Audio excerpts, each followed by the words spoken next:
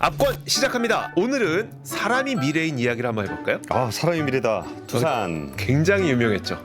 광고 나오고서 얼마 안 있다 구조조정했잖아요. 밈 많이 돌았었어요. 그 미래를 내보낸 그런 얘기인데, 최근에 두산그룹이 이제 두산바켓을 두산 로보틱스하고 합병하는 그런 내용을 추진을 하고 있어요. 네. 그래서 그런 내용들에 대해서 좀 설명을 드리고, 우리나라 자본시장이 가지고 있는 문제점을, 오늘은 톤은 재밌게 가는데 네. 내용은 조금 어렵고 이거는 우리가 이렇게 얘기를 해야 세상이 조금 더 좋아지잖아요. 그렇죠. 그래서 그런 얘기를 좀 해보려고 합니다. 두산그룹은 사실 그 지배구조상으로 보면 그렇게 나쁜 기업은 아니에요. 네. 이게 뭐 뭐를 이렇게 빼먹거나 그런 것들은 상대적으로 좀 덜한, 잘 안 보이는 기업이에요. 거기 또 네. 형제 상속이고 뭐 그래갖고 식구가 엄청 많습니다. 뭐를 이렇게 누가 빼먹기에 식구가 너무 많아요. 근데 두산그룹은 예전에 뭐 KFC, 네. 버거킹, 오비맥주, 네. 경월소주, 경월소주가 지금의 처음처럼 네. 이죠. 아니면 3M, 네슬레 그거 다 두산이? 네, 두산이었습니다. 한국 기준으로. 네. 그러다가 이제 중공업 그룹으로 변신을 하면서 뭐 한국중공업이라든지 아니면 대우 쪽 기계들 네. 뭐 이런 것들을 이제 사 모으면서 이제 완전히 이제 중공업 기업으로 변신을 했습니다. 근데 세 번의 어려움이 있었는데 첫 번째는 이제 두산밥켓을 네. 밥켓이라는 회사는 이제 스키드로더라는 그 이제 조그만 미니 포크레인 같은 거 있잖아요. 그쵸. 장난감으로 많이 쓰는. 좀 소형 중장비? 네. 애들 되게 좋아하는 거에 바켓은 굉장히 고유명사 같은 겁니다. 맞아요. 그러니까 미국에서는 스키드로더를 그냥 바켓이라고 부르는데 그 정도로 유명한 미국의 건설기계 회사인 바켓을 5조 원을 주고 글로벌 금융위기 이전에 인수를 했습니다. 직전에. 예. 그래가지고 그걸 인수하고서 글로벌 금융위기가 결국은 이제 서프라임 모기지 때문에 네. 생긴 문제잖아요. 주택 시장. 예, 그래가지고 이제 건설 경기가 되게 안 좋으면서 어려움을 한번 겪었었고, 또 한 번은 이제 탈원전 정책 때문에 그게 원전을 없애서 그런 건 아닌데 네. 이게 원전의 어떤 포트폴리오 비중이 꽤 높았어요, 두산용업이. 그게 좀 어려운 게 있었고, 진짜 어려운 거는 이제 두산 건설, 네. 그러니까 위브더제니스 탄현이라 그래가지고 거기에 뭐 지하철도 연결돼 있긴 한데 진짜 덩그러니 있었던 그 굉장히 고급 주상복합 아파트였습니다. 네. 그거 했다가 뭐 두산중공업에 있는 뭐 보일러도 넣었다가 뭐 거의 한 2, 3조 원을 집어넣고 그런 굉장히 좀 어려움을 좀 겪었었습니다. 근데 그 와중에 두산의 소유 지분도를 보여드리면 이것도 좀 많이 정리가 된 상황인데 좀 많다. 맞네요. 뭐 이렇게 복잡하게 보여드리려고 그런 건 아니에요. 이게 하나하나 보실 필요 없습니다. 많다. 네. 근데 그리고 과감하게 구조조정을 또 했습니다. 두산그룹이 재무적으로 잘해요. 그래서 미리미리 잘 팔고 알짜도 잘 팔고 막 그래요. 그래서 팔아서 좀 깔끔해졌다. 이런 얘기를 좀 드리는 거고, 이 와중에 어떤 계열사들을 매각을 했는지를 보면은 두산 DST를 매각을 해서 그게 이제 하나 테크윈으로 갔습니다. 네. 이것도 좀 아깝긴 하죠. 요즘에 그렇죠. 방산 엄청 네, 뜨고 있는데 그러니까요. 테크윈으로 갔고요. 두산 솔루스 동박회사 요거를 팔아서 지금의 솔루스 첨단 소재가 됐고요.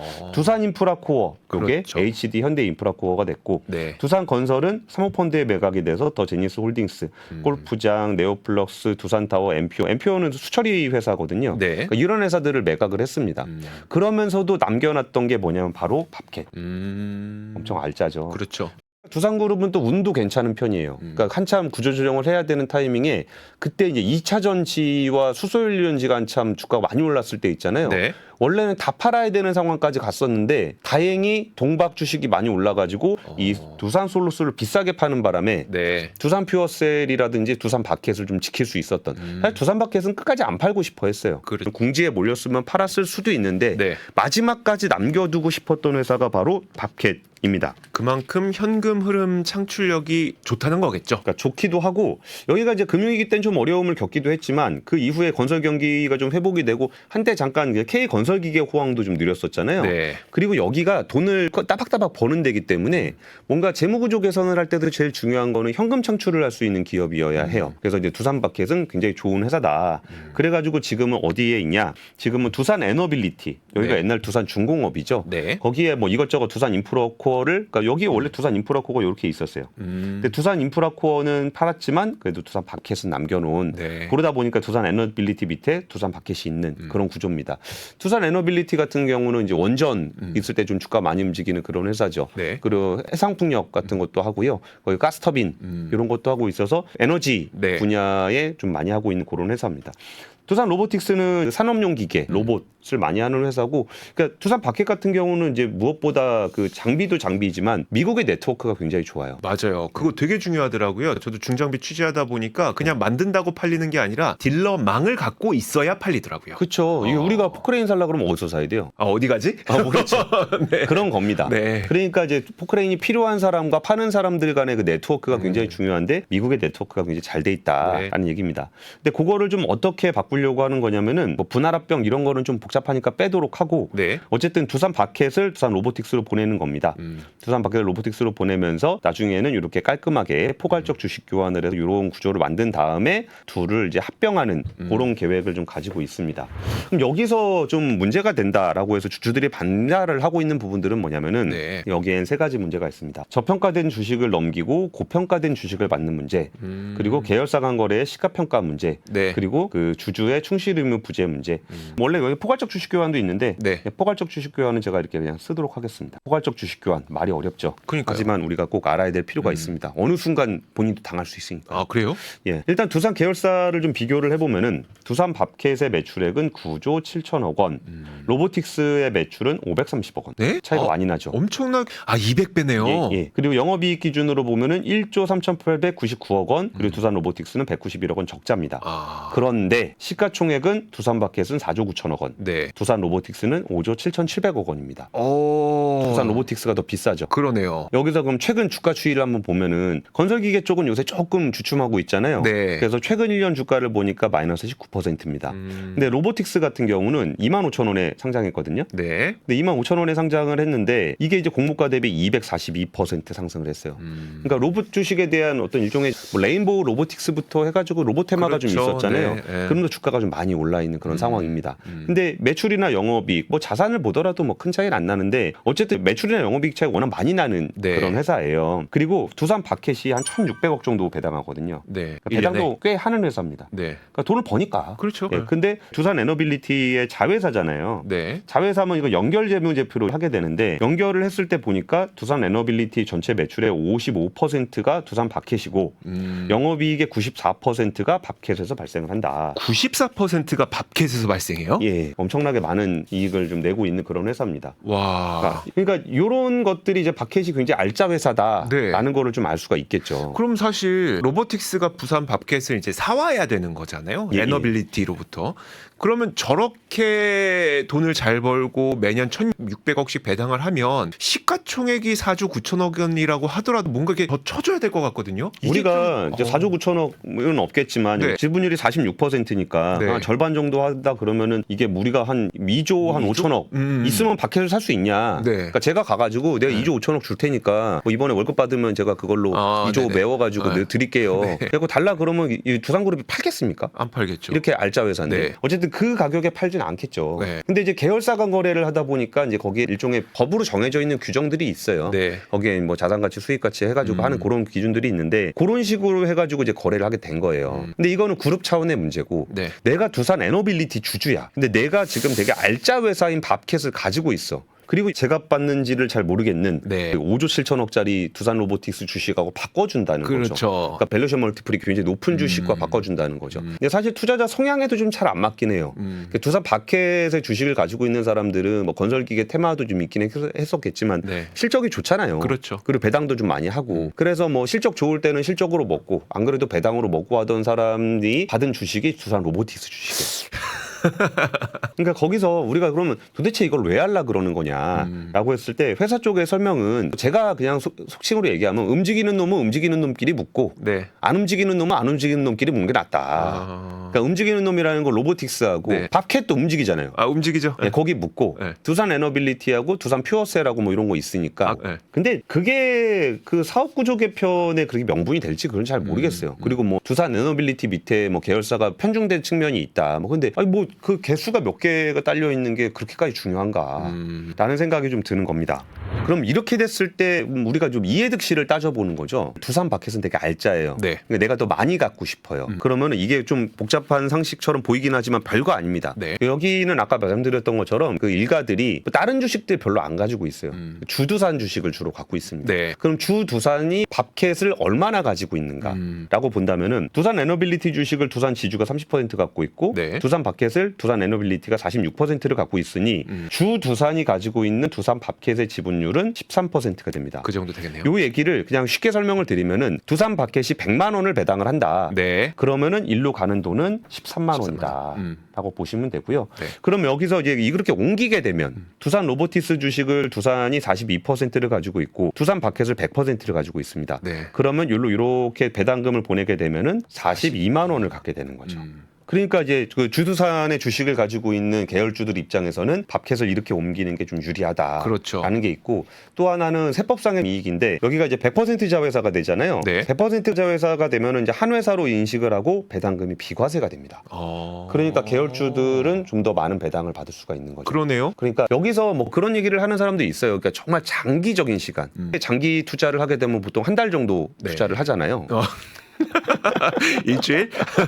그거는 중기 투자. 그 중기입니까? 네. 하루 그러네. 정도가 이제 단기. 제가 잘 몰랐어요. 네. 네. 그런데 이제 이 사람들 계열주들의 장기 투자라 그러면은 거의 상속까지 염두에 둔 장기를 얘기하는 거예요. 네. 그러면 이제 배당을 좀 많이 챙겨놔야 나중에 현금 마련도 할 수 있고 뭐 그런 구조에 대한 얘기도 하는데 거기까지는 좀 할 수가 없죠. 몇십 년 후에 얘기를 그렇죠. 우리가 그거 지금, 어떻게 네. 예상을 할 수가 있겠어요. 이런 문제가 있는 겁니다. 그럼 여기서 이제 가치 평가에 대한 문제에서 이게 그 계열사 간 가치 평가 같은 경우는 지금은 공시 강화 외부 평가를 전제로 금융위원회에서 비계열사 간 합병은 합병가액 산식의 적용 대상에서 제외하였다. 얘기가 좀 복잡하기는 해요. 네. 뭐냐면 이제 계열사 간 거래 같은 경우는 시가로 하거든요. 네. 근데 시가로만 그냥 거래를 하게 되면은 어떤 회사는 주가가 낮을 때도 있잖아요. 그렇죠. 어떤 때는 높을 때도 있고. 네. 근데 어떤 회사가 굳이 낮을 때 거래를 하게 되면은 네. 낮게 주식을 팔아야 되는 일이 생겨요. 대표적으로 이제 삼성물산하고 제일모직 합병을 할 때 네. 거기에 이제 삼성물산 같은 경우는 주가가 좀 저평가되어 있다라고 주주들은 생각을 하고 있었고 네. 그 주식이 언젠가는 적정 가치를 찾아갈 거야라고 해서 많이 올라갈 거라고 기대를 하는 거죠. 네. 근데 거기에 이제 사실 그 외국인 주주라든지 그런 사람들은 우리 거버넌스 잘 모르니까 그렇죠. 삼성전자 가지고 있는 주식만큼도 삼성물산의 시가총액이 안 나와?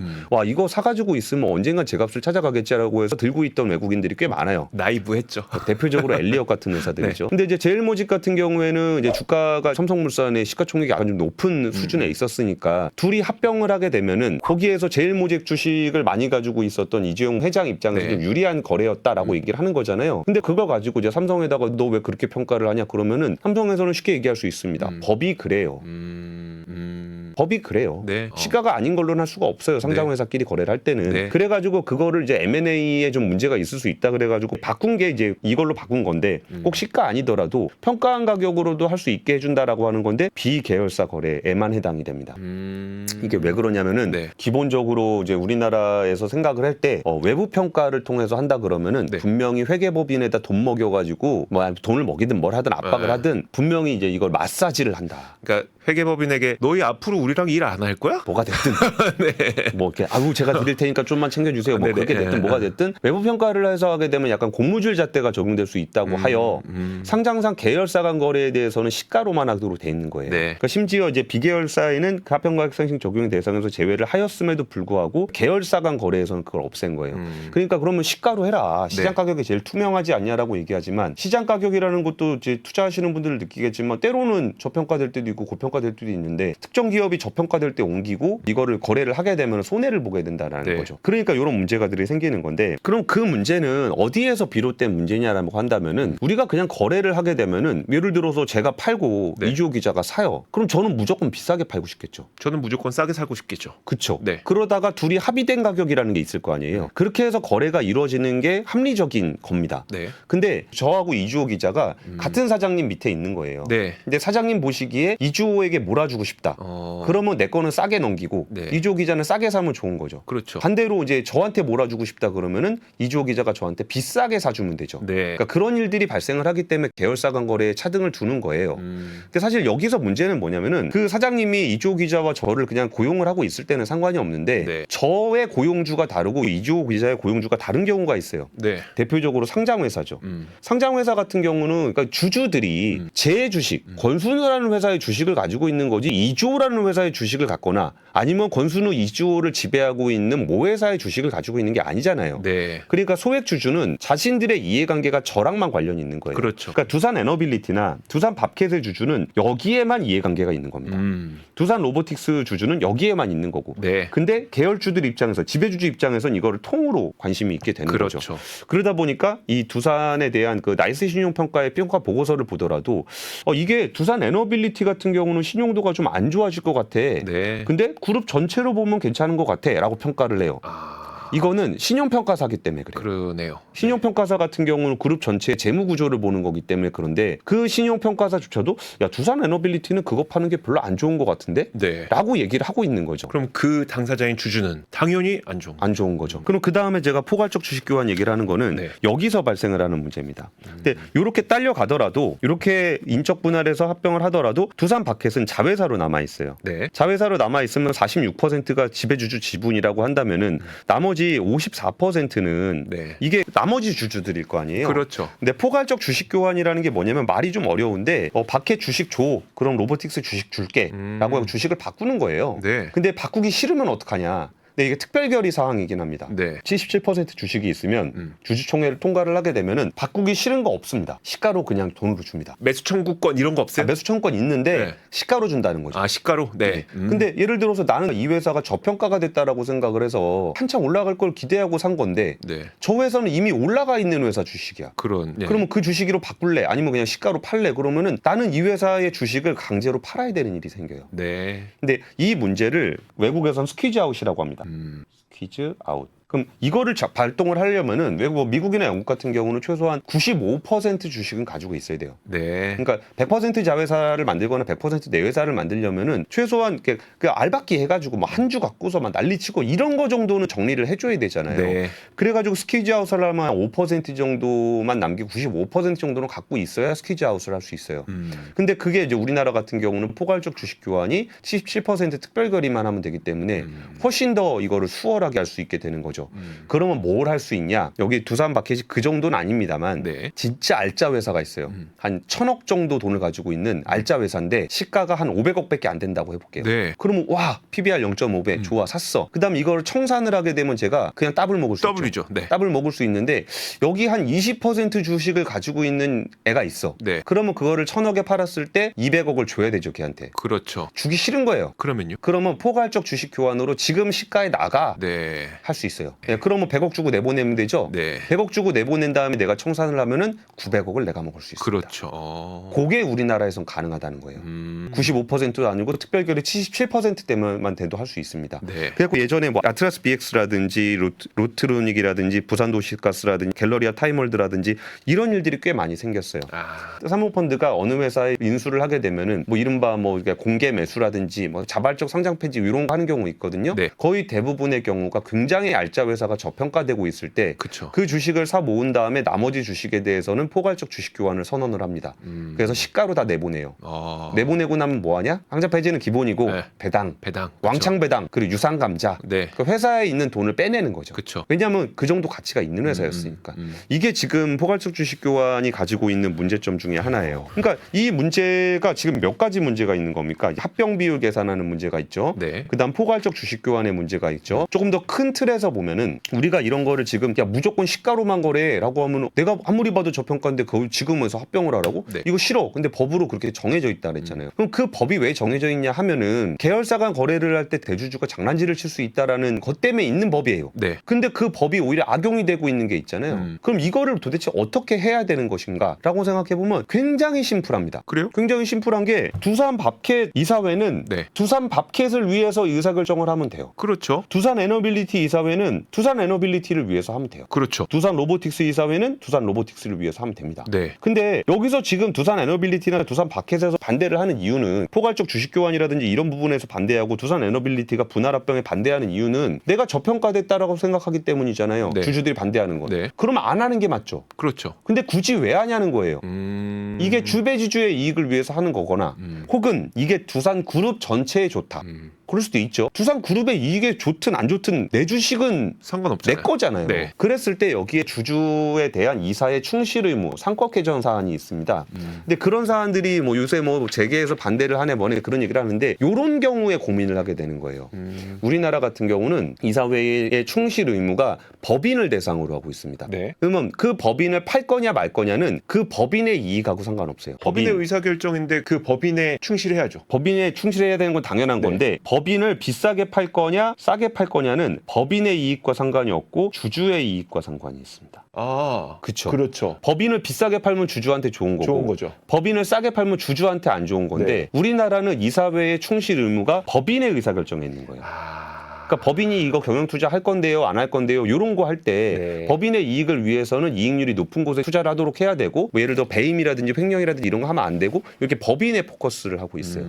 근데 요거를 이런 식으로 바꾸게 되면은 사실은 주주 간에도 이해상충이 발생할 수 있어요. 네. 예를 들면 두산그룹 전체에 좋다. 그러면 이 주주 안에서도 대주주 같은 경우는 좋아요. 지배주주 같은 경우는 이렇게 해서 배당을 더 받거나 그러면 더 좋을 수도 있잖아요. 네. 근데 이게 소액주주들한테는 별로 안 좋다는 거죠. 이랬을 때 그래서 주주를 평등하게 대우하라. 이런 게 이제 주주에 대한 신의성실, 주주에 대한 이사회의 충실 의무 이런 거거든요. 상법 개정을 해달라고 요구하고 있는 내용들이 이런 겁니다. 그러니까 여기서 지금 문제가 되는 거를 세 가지를 정해드리면 여기서는 일단 시가평가를 하진 않았지만 네. 계열사 간 거래에서 시가평가로 강제하고 있는 부분들에 대한 거 그게 한 가지가 있고 네. 두 번째는 포괄적 주식 교환과 관련한 거 네. 이거를 뭐 77% 이상 되면 나머지 27%의 주식을 그냥 시가로 다 가지고 올 수 있는 이런 문제에 대한 것도 좀 개선이 필요하고 세 번째는 상법 개정을 통해서 주주에 대한 이사회의 충실 의무 근데 만약에 이것도 진짜 그 회사 이사회가 네. 우리 법인을 위해서는 되게 좋은 것 같아. 근데 주주한테는 별로 안 좋은 것 같아. 네. 라고 했을 때 그 이사회가 그런 의사결정을 할 것인가 안 할 가능성이 높습니다. 왜냐하면 주주의 어떤 의결권을 대리해서 가지고 있는 게 이사회잖아요. 그렇죠. 근데 모든 주주들이 반대하는데 그걸 이사회가 굳이 한다? 그러면 그 사람들 다 해임시켜버리겠죠. 네. 그러면 이건 이사회가 법인을 위한다라고 하면서 왜 그런 행동들을 하는가? 네. 라고 한다면 누군가의 주주는 이익을 보게 되는 거거든요. 그게 결국은 그 지배주주가 지배주주. 될 수밖에 없는 거고 그래서 모든 주주를 평등하게 대우해야 된다라는 그런 항목이 네. 이런 쪽에 숨어 있는 겁니다. 그래서 두산그룹 같은 경우는 거버넌스 포럼에서 논평을 낸 첫 줄이 슬프다. 어찌 백주 대낮에 또 이런 일이 발생하나. 아. 이런 것들이 네. 있습니다. 네. 이거는 그리고 이제 별거 아닌데 원래 그러기도 했고 이번에 특별히 그런 건 아닙니다만 네. 오비이락 아까 두산바켓의 가치가 낮은 게 네. 주두산 입장에서는 좀 유리할 수 있다 그랬잖아요. 그렇죠. 그랬는데 올해 초에 3월달, 뭐 2월달 이때 내가 어떻게 장사를 어떻게 할 건지 내가 대충 이만큼 벌 건지에 대한 거 가이던스를 주잖아요. 네. 근데 너무 낮게 주는 거예요. 우리 돈 잘 못 벌 것 같아요. 낮게 힘들 것 같은데요. 힘들 것 같아요. 그렇게 얘기를 해요. 네. 그랬더니 오죽 그렇게 낮게 잡아놨으면 여기 애널리스트들이 리포트를 내는데 네. 리포트 제목이 늘 가이던스보다 잘하더라. 이제는 익숙해진 보수적인 가이던스. 워낙 낮게 주니까. 한 번 더 가이던스를 상회할 가능성. 보수적인 가이던스 제시.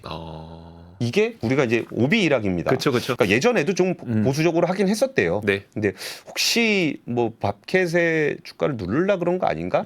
라는 의심을 또 이제 소액주주들 입장에서 하게 만드는 그런 구조가 되어 있는 겁니다. 그래서 이 부분에 대해서는 아까 좀 설명드렸던 것처럼 그런 제도 개선들이 굉장히 합법적이고 법적으로 그렇게 갈 수밖에 없게 돼 있는 부분들이 하나 있고 네. 좀 더 큰 틀에서 이사회 상장 회사라 함은 퍼블릭이잖아요. 네. 이니셜 퍼블릭이니까 퍼블릭 회사답게 특정한 주주를 위한 의사결정을 하는 것이 아니라 그 개별 회사의 모든 주주들이 이익이 되는 방향으로 네. 그런 의사결정이 될 수 있도록 좀 변할 필요가 있다라는 말씀을 좀 드리고 싶습니다. 오늘 이야기를 듣다 보니까 딱 한마디만 떠오르네요. 보시기에 좋았다. 압권이었습니다.